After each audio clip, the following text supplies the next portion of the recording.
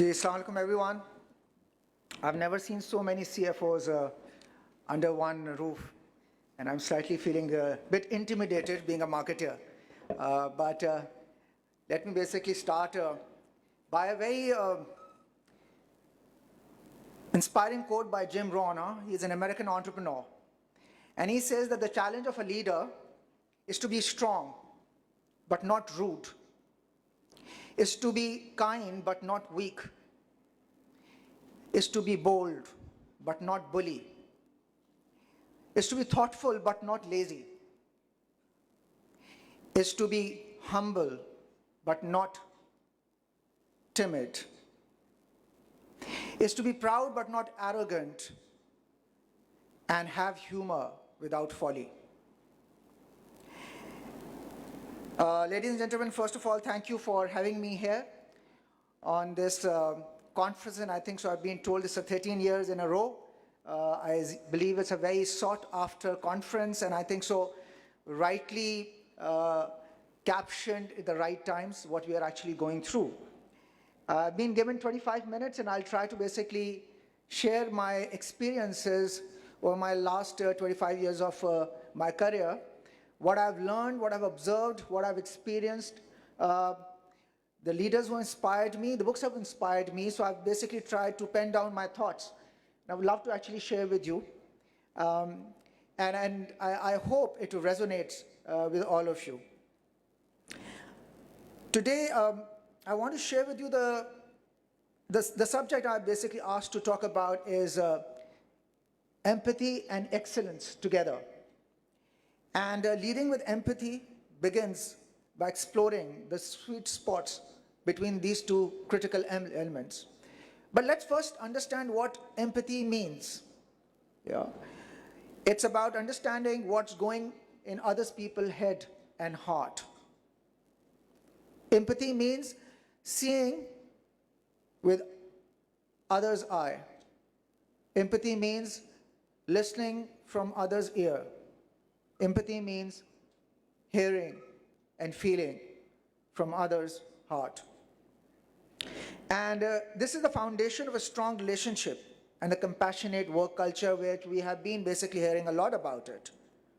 Are we suggesting that empathy means that we let go of a performance? Actually, quite opposite. Because many I feel people, they struggle that if I come across compassionate, if I come across as empathetic leader, I come across weak and I come across timid and I lose control. The real question in the world today is one that I ask myself every single day, that how do we drive a performance culture that values diversity and accountability for results while still treating people with kindness, with respect, and enabling empathy. And you know what? We live in very different times. Yeah. There are people who basically belongs to 50s and then 70s, and then they're millennials and they're Gen Zers. And I think so what's happening, we are moved away from prestige-driven baby boomers to stability-seeking Gen Xers, and I am a Gen Xer, who's always wanted to look for stability in my life, to change and purpose-seeking millennials, and now finally, purpose-born Gen Zers. Yeah. And that's what the shift is taking place. So this means what has worked in the past, certainly not going to be working anymore. And we need to move away from this very old-schooled of command and control mentality to trust and inspire approach. Now, what happens is the management is just practically seek an inspiration in the past from two disciplines. One is military and other is sports. And this is now fast changing, and we all are actually seeing ourselves, or we are seeing what is happening and how our kids actually view this world, or their kids are viewing this world, which is dramatically opposite than what we have actually viewed. And this is a very timely conversation. And we see the tides are turning in a world of leadership. More and more leaders are ditching the command and control for inspire and trust ways of leadership. The new approach liberates employees, allowing them to take pride in their work and push beyond the territories of their job description. Leaders empower the teams by giving up the need for control, giving them the keys to the kingdom. It's about achieving more together. It's not about squeezing the very last drop of blood or sweat for your employees. If the people working with you feel inspired and motivated, then they will be actually willing to put their line on the neck. Otherwise, they are just coming here for 9 to 5. And this is the only way we can unlock empathy, which allows you to inspire the people working for you, and then you can actually get the magic happen in your companies. You see, when leaders exhibit empathy, it doesn't mean they are sacrificing results. So don't take me wrong here. A great example of this shift can be the transformation which seen by Ford Motors, a very famous CEO, Alan Mulally, the way he has actually completely transformed the company, which is built around accountability, which is built around transparency, empathy and compassion, is in front of us. Likewise, there's a very famous organization by the name of IDEO. It's a famous design thinking organization based out of California. This entire organization business model is centered around empathy. It's centered around human-centric thinking. They actually offer you solutions which are actually more around compassion and empathy. And then the kind of results they unlock are actually unseen. I will move to the second, where I need to click.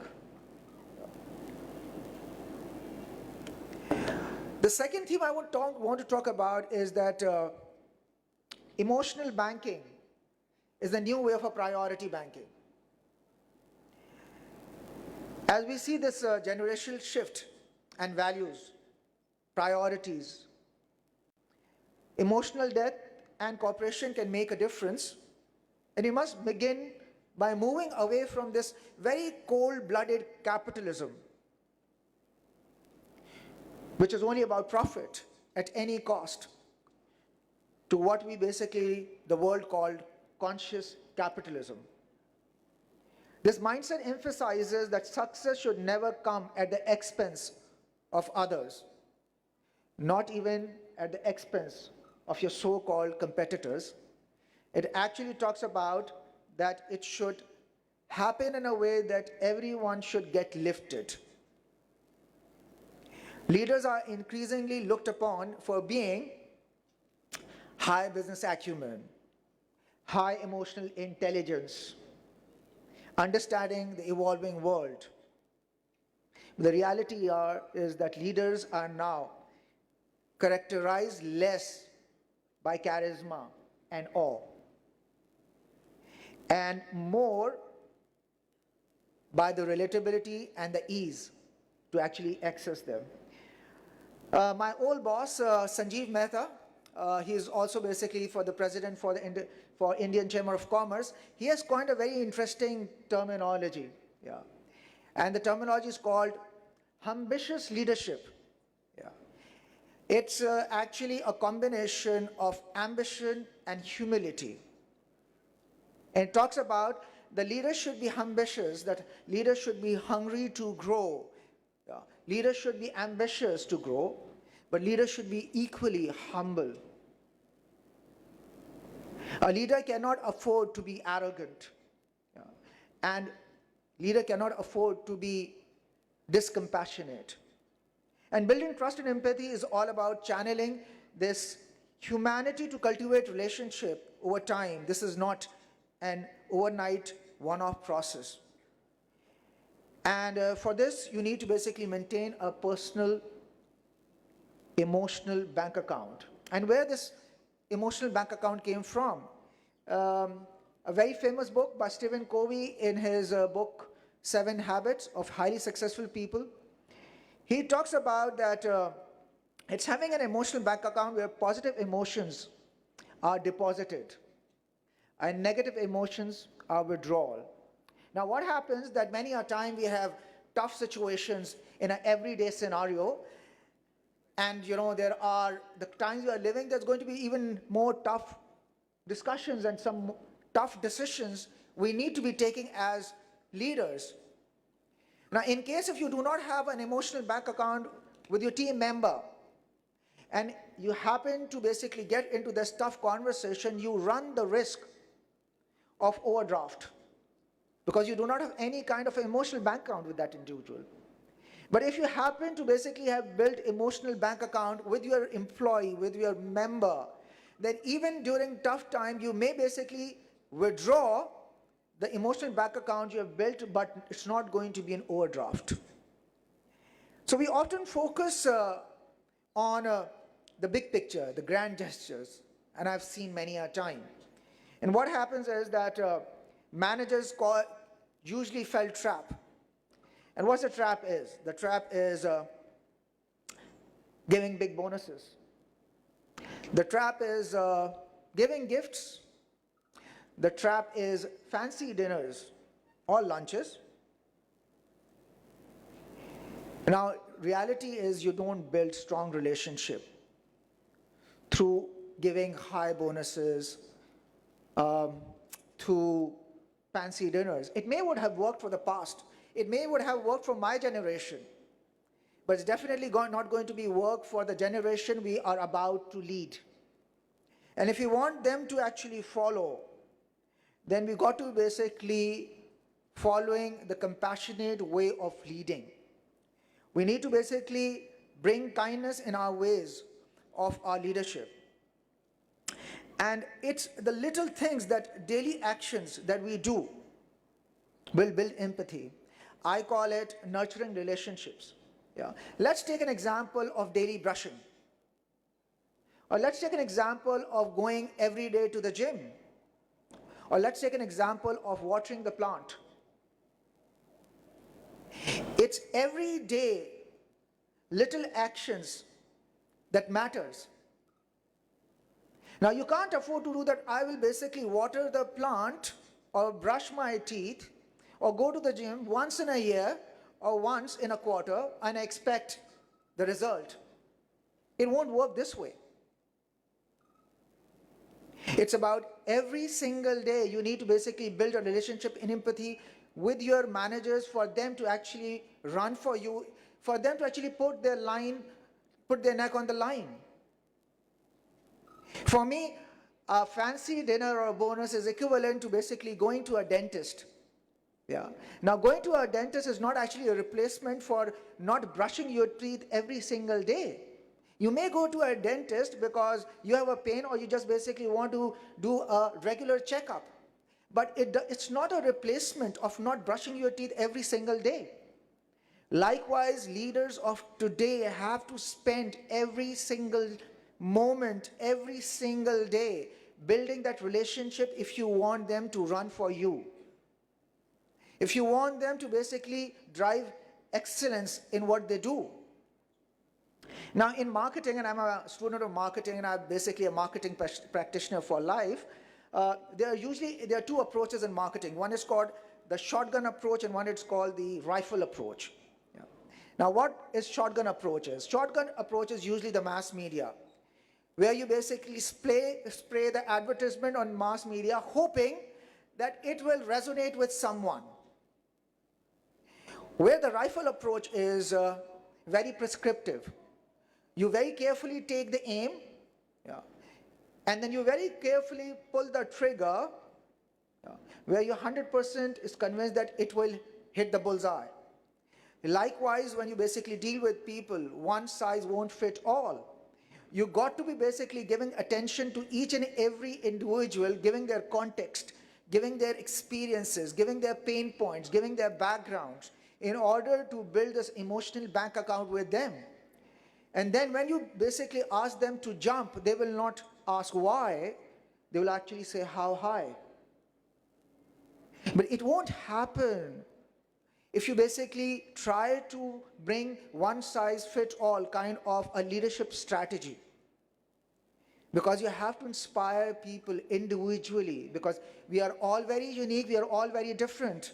I may get inspired by something which you do not. And I think so that's what the leadership job is. It's very intricate and it's very micro level, and more so as we go forward in the future. Now moving on to my next theme. I'll talk about three very interesting belief systems. Yeah. And these three interesting belief systems actually come from three very renowned professors, consultants, practitioners. The first one we have been lately hearing a lot about psychological safety. And this is a terminology coined by a lady called Emma Edmonton in her book called Fearless Organization. And what is psychological safety? Psychological safety means an employee does not feel frightened by raising his voice or her voice, speaking up his or her mind, sharing his opinion, and there is no fear of punishment or humiliation in public or in private, just because the person is saying something which you may not like. And that's the called psychological safety. And she talks about that the organizations which basically give enough psychological safety, they basically turn into organizations that are called fearless organizations. And when the organization becomes fearless, then practically the results they produce are the one which are unbreakable, unmanageable, and basically very difficult to compete. And in order to create psychological safety, you need to create an atmosphere of trust. And that's very critical. It's easier said than done. The second belief system, which is called radical transparency. It's a management philosophy emphasizing complete openness, honesty, and authenticity in the workplace. The concept was first popularized by a famous entrepreneur, Ray Dalio, and he is basically the owner and the founder of Bridgewater Associates. And what this radical transparency is? Radical transparency is all anchored around the concept which he basically popularizes and practices in his firm, which is called idea meritocracy, which means that any person, irrespective of the designation, irrespective of the hierarchy, irrespective of the work level that brings to the table, will be valued. It does not depend whether basically a director or a senior manager is brought in. It talks about any person in the organization, and it could be a janitor who has basically brought an idea which is so powerful if the organization practices idea meritocracy. And that's what radical transparency is all about. If you have in this organization, but that only happens if you are empathetic and compassionate enough to give the psychological safety to your people that they can bring any kind of idea without the fear of humiliation and being punished. And the last one, which I basically happened to learn last week, and I loved it, and I'm just trying to get hold of this book, And the book is called basically, its name is Humanocracy from Bureaucracy, And it's an amazing book written by Professor Gary Hamel. It lays out a detailed blueprint for creating an organization that as inspired and as ingenious as human being. Its shift from bureaucracy to humanocracy will show how to launch unstoppable movement to equip and empower everyone in your organization to bring their best to the organization. The ultimate prize, an organization that is fit for the future and fit for human beings. This sense of safety and belonging can also be better enabled by the design of the workplace. And the workplace really has to play a very important role in today's world. For example, if in your office there are concrete walls, and these concrete walls actually basically set the tone that there is a hierarchy. Some people have rooms, some people rooms are basically have closed doors, some people have cubicles, some people are actually sitting in open space. And there are basically different spaces for different people to basically have a lunch. Now imagine an organization where the chowkidar or the guard or the maid or the janitor or the manager or the CEO or the CFO or the director basically have a lunch at the same area at the same time. I promise it breeds empathy in the atmosphere. The kind of ownership it brings amongst the employees is unbelievable. They will be willing to give their life for you. They'll not come to your work as a duty, they will come to the work as a mission.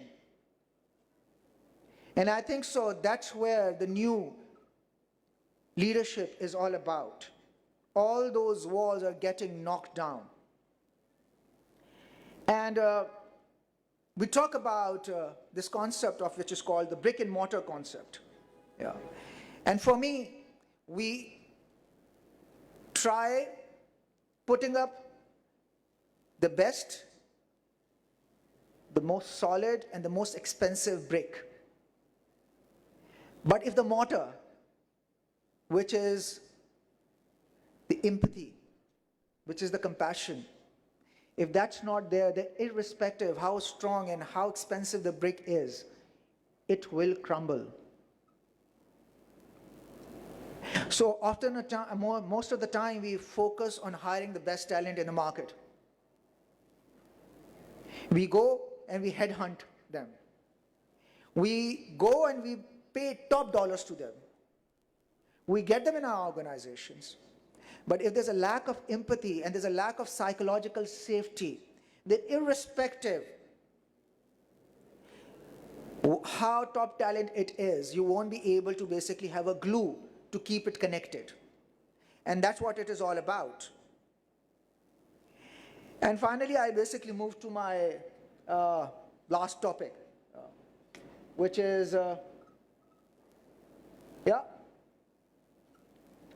is about vulnerable, is about fearless through vulnerable generosity. And this is all about, the fear we all run, and I think so I've seen in my organization as well. Often this radical transparency, media, idea meritocracy, or psychological safety or fearless organization can often become the buzzwords. Yeah. You talk a lot more about it, but actually you do run the risk of not practicing it. So I think so the litmus test is, how do you ensure that actually your organization have embraced psychological safety? Yeah. And one of my colleagues and my well-wishers have actually said, listen, Aamir, you know what? You really want to test whether your organization have been able to embrace it or not? The litmus test is when before the meeting is happening, you often, and if the room is full of managers, before you enter, there's a lot of activity, there's a lot of energy there in the room. They're talking, there's action going on, and the moment the senior manager steps in, there's an absolute silence. People get proper. People get mannered. People get measured. And now people will only say what they think the boss wants to listen. Because they know if the boss is not willing to listen, then they run the risk of being humiliated in public or punished in private. And I think so, this was the real test of psychological safety or the fearless organization. And it's not easy to practice. In a book written by Simon Sinek, he talks about three kind of leaders, and you can ask yourself, which kind of leader are you? There are takers, there are givers, and there are matchers. So who are takers? Now, takers focus on beating others and advancing their own interest, while matchers work on a quid pro quo basis. You scratch my back, I'll scratch yours. But the givers are the one which are basically blessed. And they are the one who basically would say, I'm willing to lean in. I'm willing to help you. I'm willing to lift you. And apparently it comes across that this person is a loser. Now, I call it a boomerang effect. Yeah, and what is a boomerang? Yeah. You throw at someone, but it actually comes back to you. And that's what the givers are. They lean in, they help people, they lift people, they give them the psychological safety, they inspire them. And what in return, everyone will come and lean in and lift that leader because they feel resonated towards that leader. And that's what takers are all about. But being a taker can be very challenging. It requires a big heart and leading with kindness and generosity. It's about understanding that success is not a zero-sum game, and that helping others achieve their goal can also lead to your success. Now, that's a very fundamental belief a leader need to have in order to be a taker. And let me tell you that it's not all about being a pushover and accepting a subpar performance, but rather creating an environment where people feel valued and supported to be the best of their version. In my last 27 years of career, my belief is givers are usually the one which are the secure managers. The insecure managers will never going to be the givers. They are very comfortable sharing the stage, both online and offline. Insecure managers often resort to the tactics like raising their voice, being tough, and holding tight to their opinion. And I think so, again, we need to ask ourselves, are we the secure managers or are we the insecure managers? Are we comfortable sharing the limelight with others or not? And I think so, this is what we need to be asking ourselves. And finally, to me, that's the end game. The end game is, guys, as business people, we are in the infinite game. We are not actually playing sports. Towards the end, there's no winner or loser, like in sports. There's no competition, there's actually worthy rivals. We should not be hating them, but we should be actually looking them as an inspiration because they tell us what our gaps are and what our weaknesses are. And we should try to basically be in the game of infinite game rather than in a game of winning or losing. And that's where the long-termism comes in. That's where you basically create a value that you will leave a legacy for yourself. And I've kept something towards the last. And I've saved it because I think so that's the most important piece. And the piece is that while I've talked about all the professors and the consultants and the entrepreneurs, which is fantastic, but I think so we always forget that according to our own holy book, the Quran, it says mercy or compassion is a divine attribute, is one of the most notable and highly emphasized of the divine attributes. Our own Prophet Muhammad Sallallahu Alaihi Wasallam was full of mercy and compassion towards both people and animals. And he never stopped exhorting Muslims to be likewise. So the mercy and compassion would pervade the world of the Muslim and fill their societies and lands. When compassion spread upon earth, an abundance of divine mercy descends upon the lands and its inhabitants, to a degree that he used to Practice compassion, that when he used to offer prayers, many a time if he hear a kid crying, his heart would fill with compassion of the mother who is going through the distress of when the prayer will end and and she will basically go and attend to the kid. He would shorten the prayer. So our very own religion teaches us about the kindness and compassion. And I'll end with a quote from Dale Carnegie. When dealing with people, remember, you are not dealing with the creatures of logic. You're dealing with the creatures of emotion. Thank you.